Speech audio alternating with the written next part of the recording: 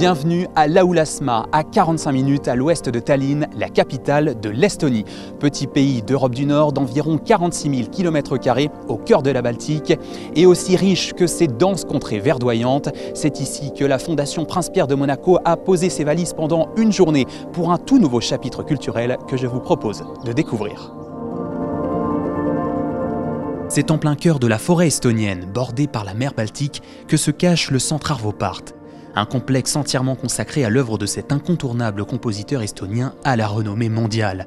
C'est ici que sont rassemblées les multiples archives de sa carrière musicale et que la culture au sens large s'exprime à travers les livres, des expositions et des conférences. Une vie de travail au service de la culture, concentrée en un même lieu, il n'en fallait pas moins pour convaincre les membres de la Fondation Prince-Pierre, dont sa présidente, son Altesse royale la princesse de Hanovre, de venir voir par eux-mêmes et de remettre à Arvo Pärt le prix du mérite culturel. When we look at my father's work, then it appeals to an audience around the world. In fact, it is beyond culture and geographical borders.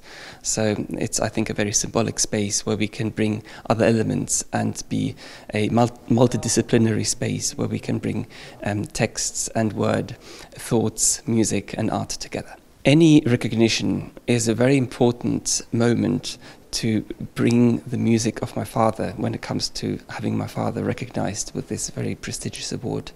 It puts his music onto the stage and it reaffirms, and having this dedication from such a high space is, I think, a very, very honorable thing, and my father is very grateful for this great honor, and we cherish it very dearly. Une visite hautement symbolique pour la Fondation Prince-Pierre de Monaco, qui a vu en Arvo Pärt comme un accomplissement de sa philosophie, faire rayonner la culture à travers le monde. Le Prince-Pierre était un ami, un amoureux des arts et un ami des artistes. Il voulait que les gens se rencontrent et discutent entre eux.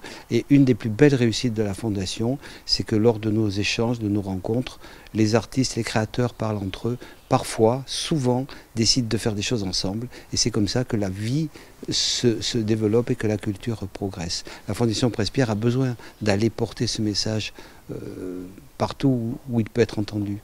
Arvo Pärt, comme on dit ici, est un ancien de la Fondation Prince-Pierre.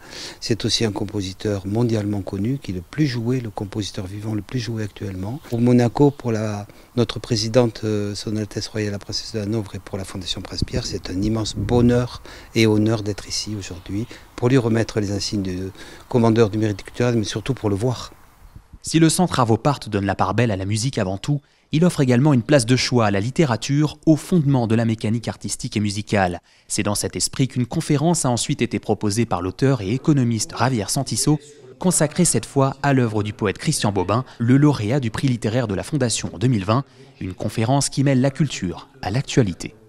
Ce qui est bouleversant dans une vie, et la vie de Christian Bobin est de ce point de vue-là assez bouleversante, c'est comment certains d'entre nous, pas toujours, pas souvent, on arrive à habiter le monde poétiquement. Et habiter le monde poétiquement, c'est justement, c'est l'humain. Et quand on parle de ce monde d'aujourd'hui, c'est ce que je vais parler dans la conférence, c'est aussi les nouvelles technologies. Et peut-être que le grand hiatus aujourd'hui, c'est l'homme et la machine, l'humain et l'artificiel. La conférence est intitulée « L'homme vertical », un surnom donné à Christian Bobin autant qu'à Arvo Pärt, comme un hommage à leur vision avant-gardiste et à rebours des lieux communs de leur époque. C'est un des auteurs français les plus incroyables de la seconde partie du XXe siècle et tout simplement des plus incroyables, une des plus belles écritures.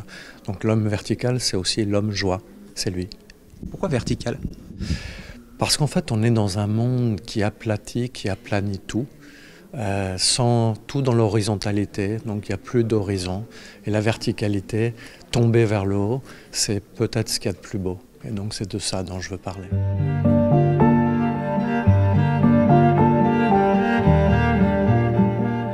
La journée se termine dans la capitale estonienne, Tallinn.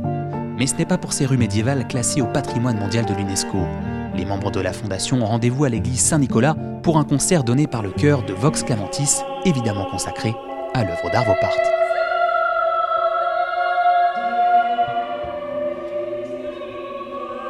Des forêts enchanteresses de la Oulasma aux ruelles pittoresques de la vieille ville de Tallinn, la visite de la Fondation Prince-Pierre aura été aussi riche sur le plan culturel que belle pour les yeux.